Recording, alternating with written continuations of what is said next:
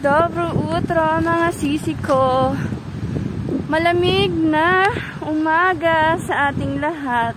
Gabi pa dito. O madilim pa. Pero 6:30 na. So ngayon, kaya ako ngayon nasa labas at nakabihis. Kasi first day of job ko ngayon. Ay, finally. Ngayon, sasabak tayo sa labanan. Ang lamig dito. As you can see mga sisi ko, madilim pa. Ako lang yung naglalakad. As you can see. Doffer din mga sisi ko. Another day, another vlog na naman po tayo. Kasi first day of work ko ngayon. Kaya maaga ako. Time check nga pala 6:45. Mukha lang siyang gabi. Kasi nga winter season kaya ganito yung weather. As you can see. Okay mga sisi ko. 1 minute left. Parating na yung bus ko. So yun na mga sisi ko. Nakasakay na ako ng bus. After 2 minutes waiting.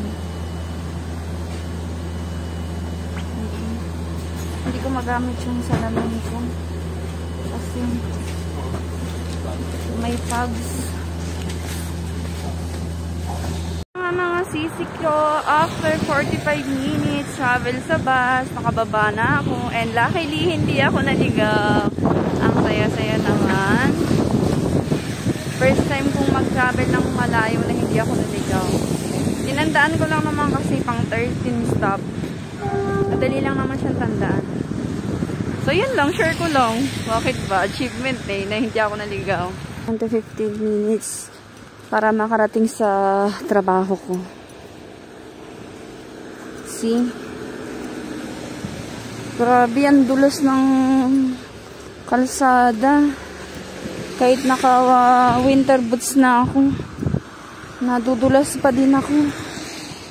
Muntik-muntik yung puwet ko. Hindi rin pala masaya kapag sobrang sobrang snow. Delikado. Aray ko. Ay na nga.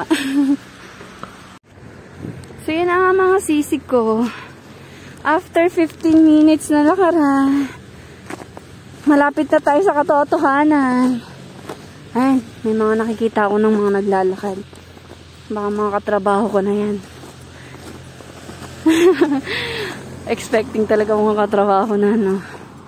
Malay mo naman, maaga silang pumapasok. Hiningal ako kakalakad. Ang bigat kasi ng ko. Winter jacket. At saka winter shoes. Aray ko. See. Mga sisi ko.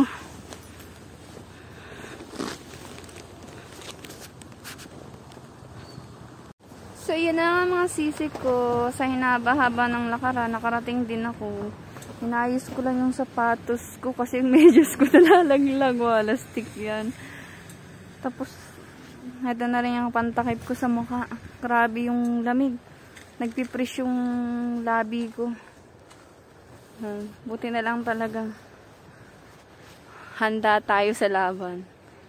So, yun na nga mga sisi ko. Salamat sa pagsama. See you on my next vlog. Paalam, ciao. Davish Dane.